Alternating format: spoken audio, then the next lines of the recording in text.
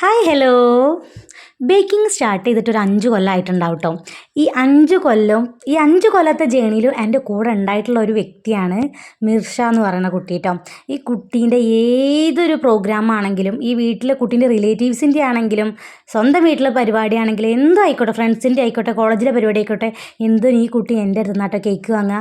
ഞങ്ങൾ കൊറോണ കാലത്ത് കൂട്ടായതാണ്. ആ കൂട്ട് ഇപ്പോഴും ഉണ്ട്.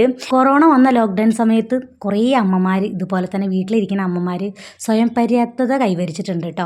എന്താണെന്ന് പറയാൻ കാരണം, സ്വയം ഒരു ഏണിങ്സ് ഉണ്ടാക്കണം എന്നുള്ളൊരു മൈൻഡ് വന്ന തന്നെ കൊറോണ എന്ന് പറഞ്ഞിട്ടുള്ള ഒരു സംഭവം വന്നപ്പോഴാണ്. ഇന്നത്തെ കേക്ക് വന്നിട്ട് റെഡ് വെൽവെറ്റ് കേക്കാണ്. 1 kg വെയിറ്റ് വരുന്നൊരു കേക്കാണ്.